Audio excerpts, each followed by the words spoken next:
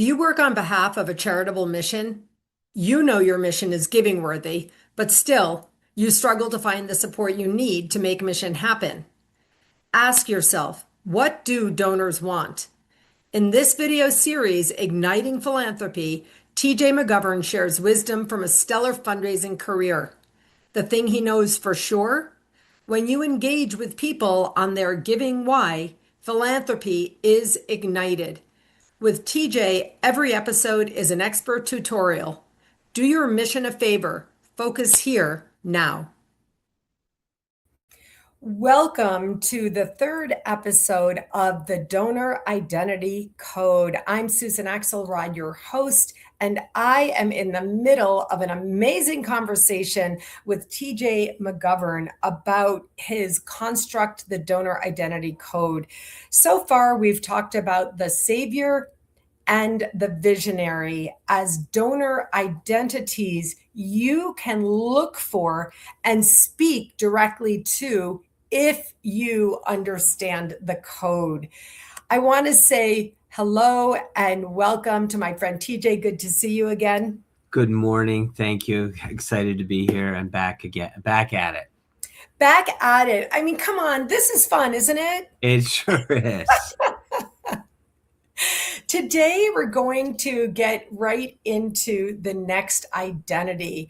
This is an interesting one. You shared the construct with me, of course, for me to prepare for the video series. And this one is called the outsider. The use of the term outsider was like, what do you mean the outsider? Why would something be called that? So why don't you just get into the outsider, the core belief, the language, etc.?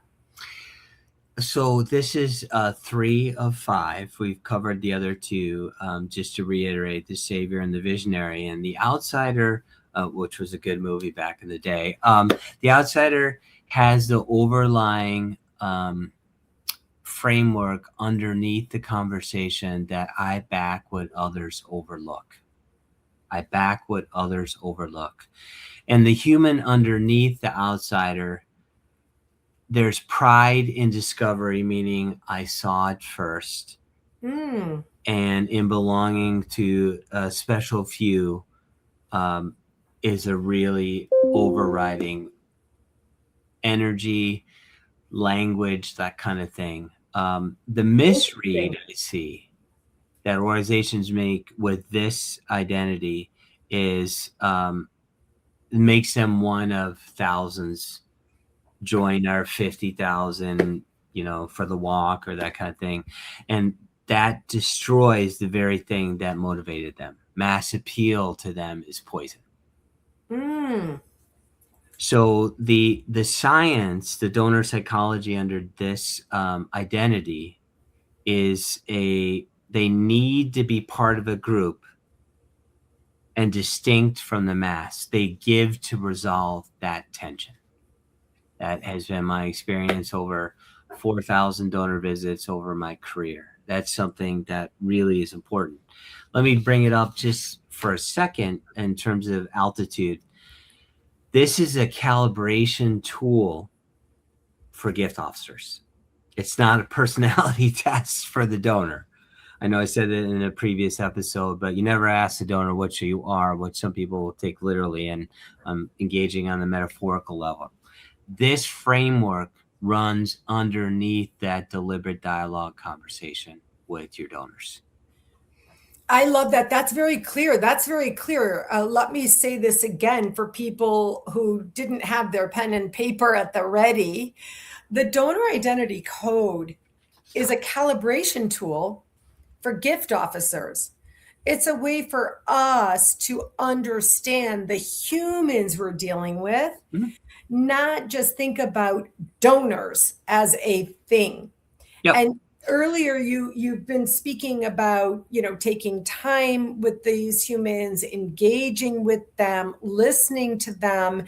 And if you get the donor identity code, if you understand the construct, if you stick with us for the whole series, and if you listen to it a second time, you're going to go back and say to yourself, oh, I'm really beginning to get this. I understand how this can support me in a visit with my people. Yeah, it's the same mindset, but five different kind of ways to understand how to have conversations and be curious and invite them to share why they give, which is such an important question to ask. And I ask some version of that every time I engage donors, because that is so much better than well screenings, because you get a verbatim and you understand the animating story underneath their philanthropy. And that is a point of connection, human to human. The Going back to the outsider, is that I have found over the years that when an outsider gets a sense that their cause that they were supporting in large and medium ways gets discovered, sometimes they can lose interest. So with this identity, your success can cost you some of your outsiders. Interesting. But if you understand what you've been teaching us, you've used the word several times throughout the series to co-create. Yes.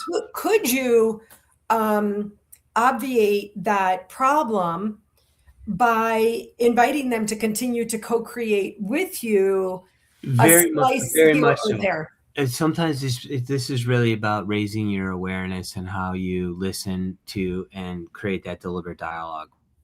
So outsiders again want to belong to something special, and you know the way to kind of think about it is a tribe versus a solo kind of thing. And Mm. they really want to be and have a lot of pride in being the select few that were early on in the concept and the solution that your nonprofit is offering the world. So this is very important what I'm about to say. This is I don't know, I think extremely counterintuitive is redundant, but this is counterintuitive Mm-hmm. to digital fundraising. This Mm-hmm. is counterintuitive to the crowd fundraising that a lot of institutions, at least have in part, or smaller organizations are moving into because it may be less expensive for them or whatever, having fewer gift officers using more digital. But in the digital world, it's all about the masses, the many, the thousands. Well, a colleague wrote a great LinkedIn post about, the advent of AI, and oftentimes it can write better, and those things, but the human element, to take a donor across your campus or bring them into what their philanthropy actually supported and transformed, AI can't do that. So this is just a really good way. It's in essence, it's an emotional register, is the master key. When you can't tell which identity you're facing, start listening and listen for that register, that optimism for skepticism, the urgency versus permanence, or belonging versus disruption. So that can't happen through, AI. It needs to sitting down, human to human. And in my experience, donors of all shapes and sizes want that human connection. And if you listen well enough, they'll tell you what that looks like. Some just want to be from the distance, some really want to come and see, and everything in between the two.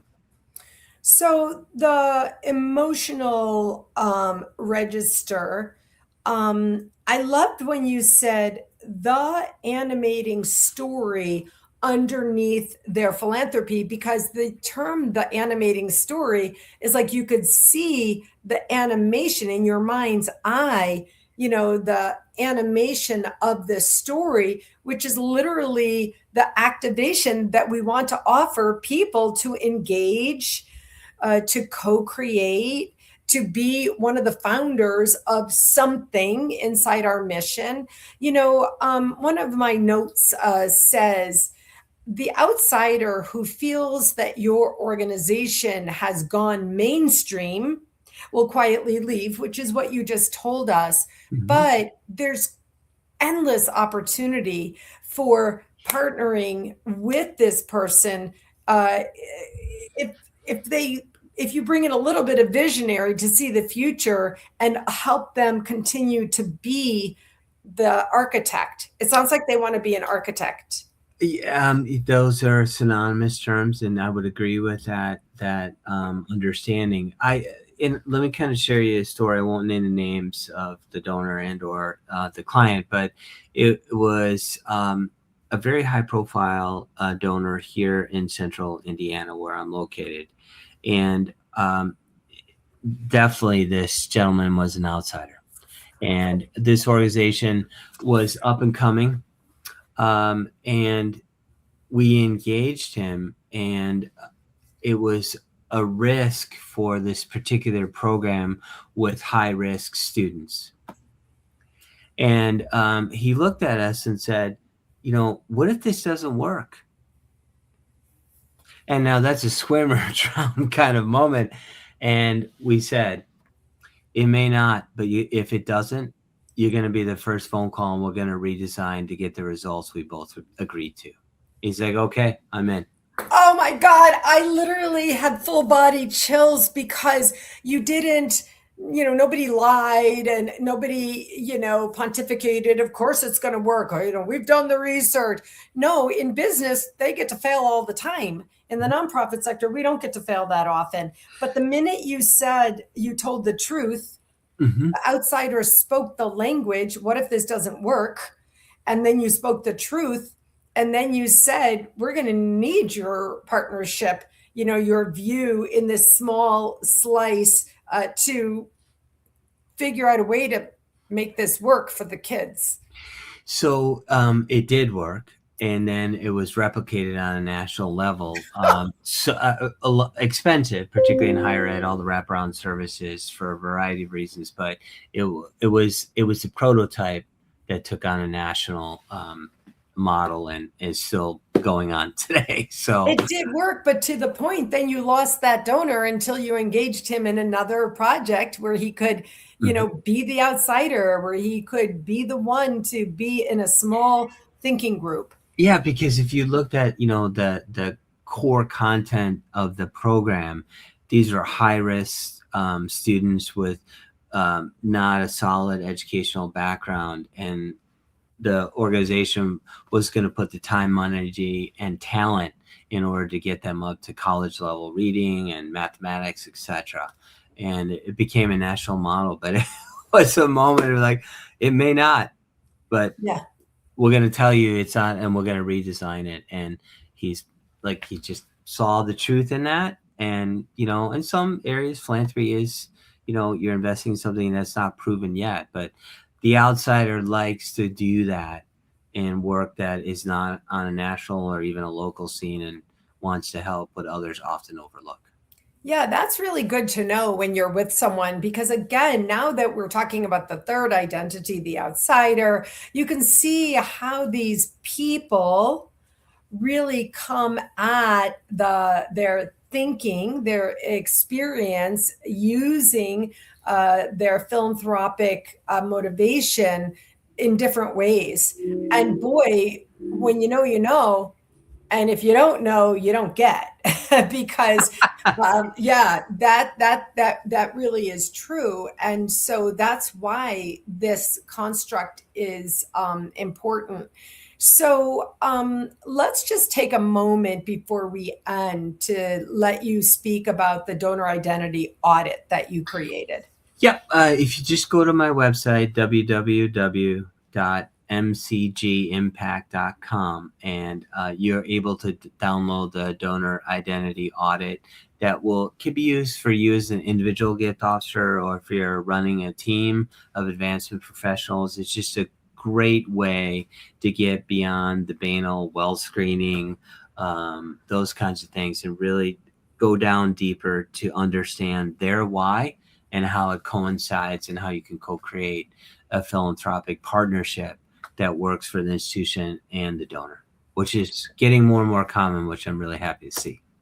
I mean, I feel, oh gosh, so deeply.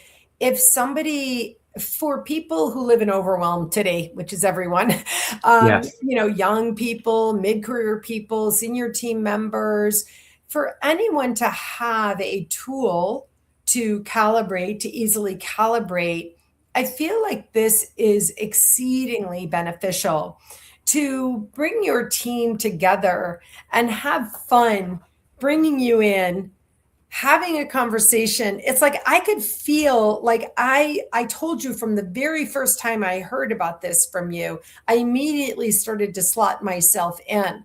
So the people on your team, they can slot themselves in, and then this way you can apply. You can, call out your real donors together on your own team and say, who is this? How does this apply? Like you could really feel something, coming together if you help your team to understand the opportunity. And so both and TJ, we're at our time, so we need to end this. But I'm so glad that we have more conversations coming up because we can continue to really discuss the finer details of both the overall framework and also the individual identities. So next time we're going to talk about the legacy builder, which is also me. Thank you so much. I enjoyed this conversation. All right. I'll see you soon. Take care. All right. Thank you.